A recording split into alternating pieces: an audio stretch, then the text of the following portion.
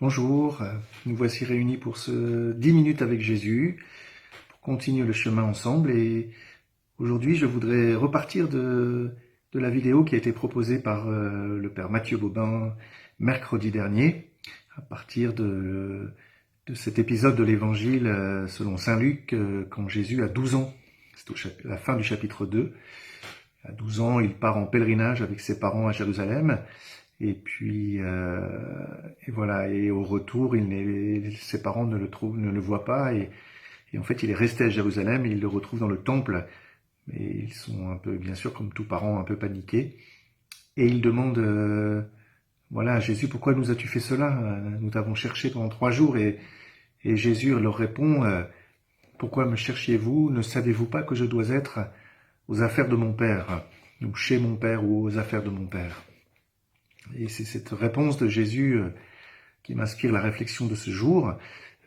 Jésus est chez son Père et il est aux affaires de son Père. Il s'occupe des choses de son Père.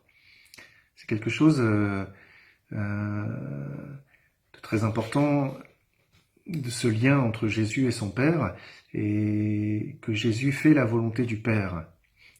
Ailleurs dans l'Évangile selon Saint Jean, où Jésus, dans une discussion avec des responsables religieux, leur dit « Je ne fais rien de moi-même, voilà, tout ce que je fais, je le vois faire par le Père, je l'entends du Père. » Et voilà, il fait la volonté du Père, et juste avant sa passion, juste avant de donner sa vie sur la croix, il est en agonie dans le jardin de Gethsémani, et il dit à son Père « Si tu le peux, éloigne de moi cette coupe, voilà, cette passion. » Mais tout de suite il se reprend et il dit « Cependant, non pas ma volonté, mais voilà, que ta volonté se fasse. » Jésus cherche à faire la volonté du Père à l'âge de 12 ans, et puis tout au long de sa vie d'adulte. C'est toute une attitude spirituelle.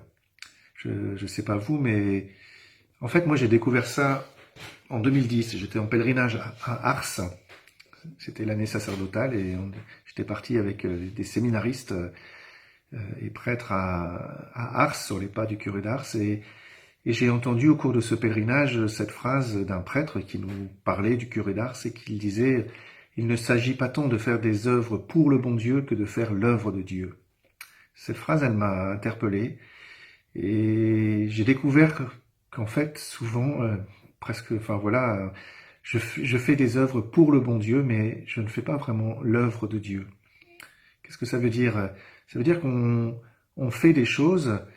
Voilà, j'étais prêtre depuis déjà 8 ans. D'ailleurs, j'étais un peu fatigué à ce moment-là parce que je portais beaucoup les choses, en fait. Et je me suis rendu compte, cette phrase m'a fait rendu compte qu'en fait, je portais beaucoup les choses par moi-même. Voilà, je faisais des choses pour Dieu. Mais en fait, dans mon attitude spirituelle, en attitude profonde, j'étais pas vraiment à l'écoute et à la recherche de l'œuvre de Dieu. Et voilà, en fait, on fait souvent ça, on fait des choses, euh, et puis on a l'impression que c'est bien, et puis on se crève aussi, on se fatigue, et puis on se demande des fois qu'est-ce que tu fais, le bon Dieu, voilà, nos trucs, ce qu'on fait, ça marche pas, c'est pas fécond, et, et voilà, et en fait, profondément, avant de faire toutes ces activités qu'on peut faire dans l'Église, hein, est-ce qu'on se demande vraiment, est-ce que c'est l'œuvre de Dieu? Est-ce que c'est ça que Dieu veut que nous fassions? Est-ce que c'est son œuvre? Est-ce que ce n'est pas notre œuvre à laquelle qu'on voudrait que Dieu bénisse, qu'il bénisse notre œuvre et qu'il la rende féconde? Mais est-ce que c'est vraiment l'œuvre de Dieu? Et voilà, c'est toute une attitude spirituelle que, comme Jésus, eh bien, de se mettre à l'écoute du Père, à la recherche de la volonté du Père, et pour agir, voilà, avec le Père et à l'œuvre de Dieu. Donc c'est toute une attitude spirituelle à vivre dans l'importance de la prière, voilà, bien sûr, de la prière, de l'écoute de la parole de Dieu quotidiennement. C'est là où c'est important, hein, tellement important de se mettre à l'écoute de la parole de Dieu, de faire silence, de relire notre vie, de relire les événements de notre vie chaque jour, régulièrement, de faire le point, et puis aussi, bien sûr, avec les autres, ensemble, parce que c'est pas simplement nous qui pouvons savoir ce que Dieu veut. On a notre point de vue des choses, mais c'est ensemble, c'est en Église que nous pouvons discerner l'œuvre de Dieu aujourd'hui, dans notre monde d'aujourd'hui, et pour notre monde d'aujourd'hui, notre Église d'aujourd'hui. Voilà, donc c'est ensemble, et puis avec l'Église, bien sûr, à l'écoute du monde, à l'écoute des cris des hommes d'aujourd'hui, des désirs de l'homme d'aujourd'hui, et voilà, et dans le discernement. Alors on va bientôt entrer dans ce temps de l'été.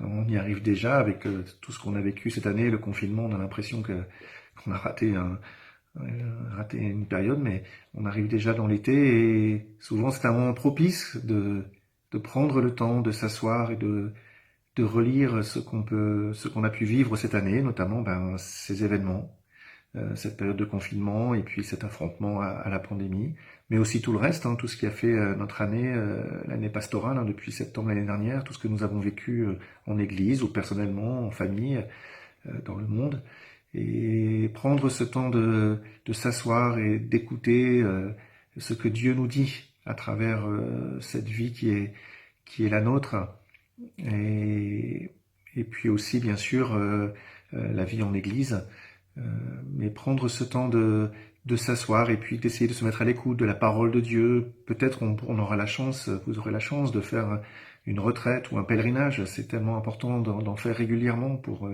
prendre du temps avec le Seigneur et se mettre à son écoute.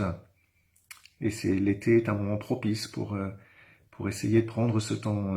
Voilà, on sort un peu de l'activisme, des activités qu'on fait et on relit. Et puis pour discerner ce que nous voulons faire l'année prochaine, à la reprise des activités d'église, du monde, voilà, d'associatif ou toute autre chose, tout autre engagement.